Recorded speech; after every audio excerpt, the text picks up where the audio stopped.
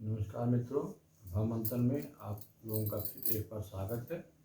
मित्रों, सबसे पहले तो मैं उन लोगों को जो मेरे चैनल को वीडियो सुनने के बाद सब्सक्राइब किए हैं, उनको बहुत बहुत धन्यवाद।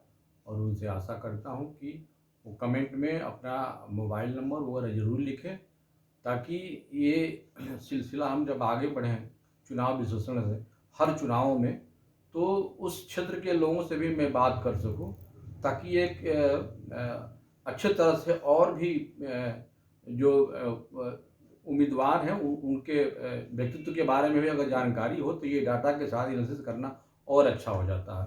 तो ये कृपया आप अपना कमेंट में उसका डिटेल लिखें, और अगर वीडियो अच्छा लगता है तो आप सब्सक्राइब जरूर करें मित्रों में। और वीडियो मेरा शुरू से लेकर के अंत तक देखेंगे, तब एनालिसिस जो है अच्छे से समझ में आती है। तो आज का हम जो मेरा वीडियो है वाराणसी कैंट के ऊपर, जैसा कि मैंने पहले भी आप लोगों को बताया है कि अगला वीडियो कैंट विधानसभा पे होगा। तो आज का ये जो डाटा है, जो पहले के जो रिजल्ट आए हुए हैं उसी के आधार पर हम इसको कंक्लूड करेंगे। तो चलिए चलते हैं डाटा की तरफ। जो है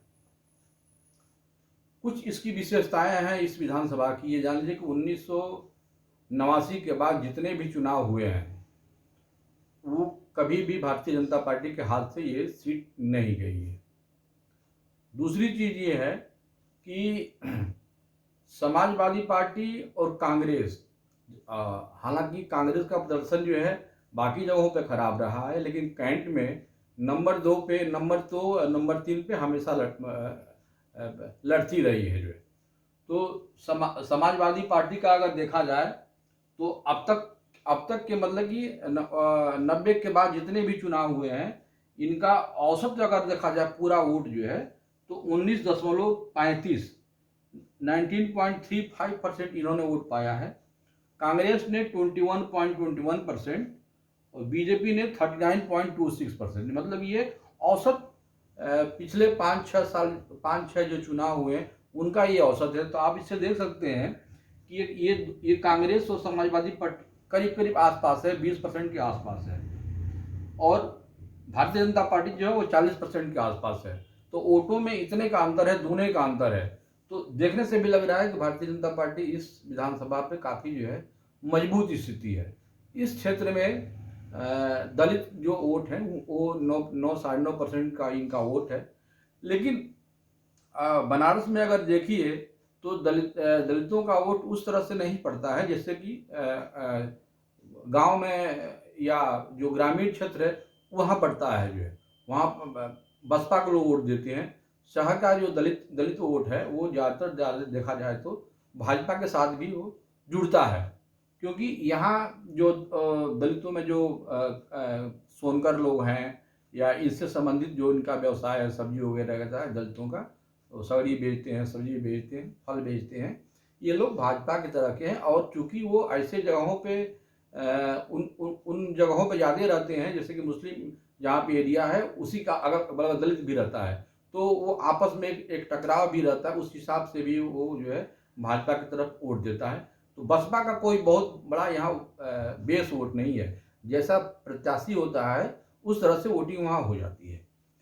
हम एक चीज़ यहाँ पे ये देखें, 2017 का जो चुनाव था उसमें भारतीय जनता पार्टी अब तक का रिकॉर्ड वोट पाया था 58.26%, कांग्रेस 31.42% और बसपा जो है वो 6.20%। देख रहे हैं ना, बसपा इस क्षेत्र में 9% इनका दलित वोट है, और जबकि ये मुस्लिम कैंडिडेट था रिजवान बसपा का, उसके बावजूद भी वो 7% 6% के आसपास ही रह गया था। लिहाजा इसी से लग रहा है कि बसपा का जो दलित वोट है वो बसपा को नहीं जाता है।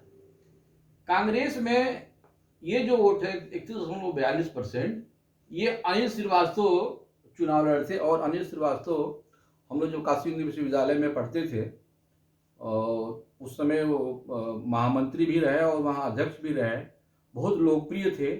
और उनके बारे में हम कह सकते हैं कि संबंधों का निर्वहन बहुत करते थे। और व्यक्तिगत तौर पर मैं कह सकता हूँ बनारस में अगर किसी के पास वोट बैंक अगर है तो दादा के बाद, दादा तो भाई सर्वमान्य नेता हैं, दादा के बाद अनिल श्रीवास्तव जी का है। जो है कांग्रेस में रहते हुए भी इतना वोट पाना ये शायद इनके अलावा इस बार राजेश मिश्रा लड़ रहे हैं चुनाव।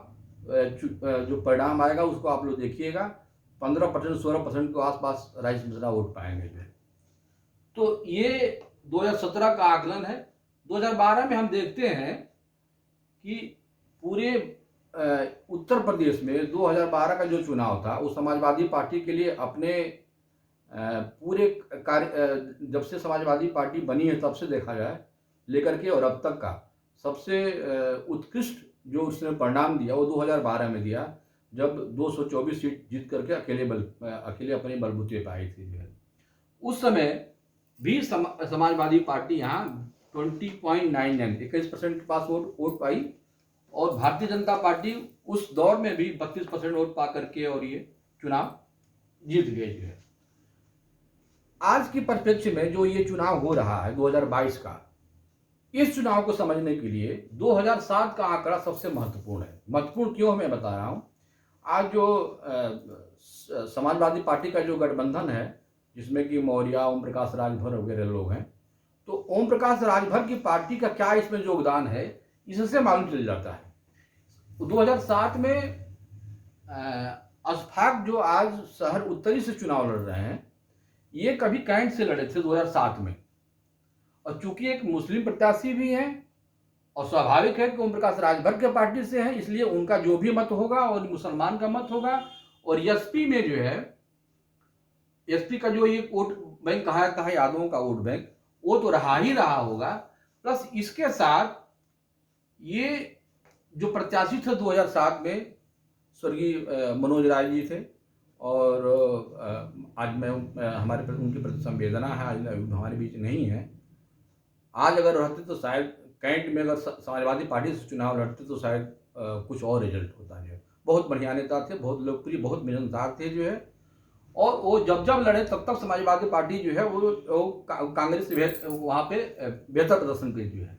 खैर आज वो नहीं है, तो उस समय मतलब कि मनोज राय का अपना व्यक्तिगत वोट, अपने कास्ट का भी थोड़ा बहुत वोट पाए होंगे, प्लस मुस्लिम का वोट, राजभर का वोट, ये अगर मिला दिया जाए दोनों का 21.53 और ये 9.70, तो कुल 31.23% वोट होता है। मेरा कहना ये है, इस बार के चुनाव में समाजवादी पार्टी इस वोट परसेंटेज को 31.23% को क्रॉस नहीं करेगी, 30% से वो नीचे ही रहेगी, ठीक है। और 30% नीचे रहने का मतलब है क्या कि सौरभ के लिए बहुत आसान जीत होगी। यहाँ देखिए 2002 में समाजवादी पार्टी 21.54% पाई, और 2007 में, ये दोनों बार चुनाव मनोज राय लड़े थे। इससे लगता है कि वो ये वोट उनके अपने बल पे इतना वोट 21% के करीब आता है। यहाँ जो जीत भाजपा के अलावा कभी हुई थी तो वो 1989 में सत्यव्रत प्रकाश ने उस समय वोट जो पाया था वो 41.88% जो है। उसके बाद से 89 के जीत के बाद यहाँ कभी भी किसी का परचम लहराया नहीं, और इस बार भी जो है सौरभ के साथ ऐसा समीकरण है कि समाजवादी पार्टी ने पूजा यादव को वहाँ पर कैंडिडेट उतारा है, तो पूजा यादव का जो कैंडिडेचर है वो मनोज राय से कैंडिडेचर से अच्छा नहीं है, एक तरह से खराबी माना जाएगा।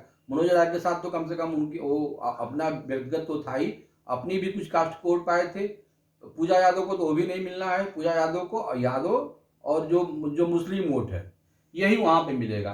तो हमें लग रहा है कि कुल मिला जुला के 20% के आसपास वो वोट वहाँ के 20 से 25% के आसपास जो है रह जाएगा। बसपा लड़ाई में रहती है, इसलिए ये सीट कैंट वाली सीट बहुत ही आसानी से और अच्छे मार्जिन से सौरभ जी चुनाव जीत जाएंगे।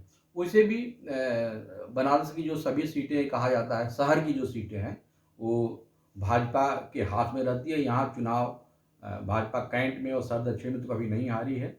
चुनाव वैसे कहना ये कठिन हो जाता है जब तक कि परिणाम न आ जाए। तो मेरा आज का ये आकलन है कि इस सीट पे सौरभ जी भारतीय जनता पार्टी के जो कैंडिडेट हैं बहुत आसानी से चुनाव ये जीत जाएंगे।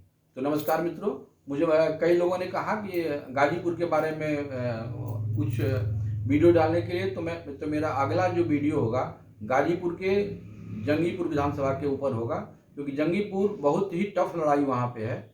और उसका वीडियो बहुत मज़ेदार होगा, तो आप ज़रूर सुनिए। और ये वीडियो मैं आपको फिर कहता हूँ कि अगर मेरा चुनावी विश्लेषण आपको अच्छा लगता हो तो मेरे चैनल को सब्सक्राइब ज़रूर करें, बेल आइकन दबाएं, लाइक भी करें। नमस्कार, आगे की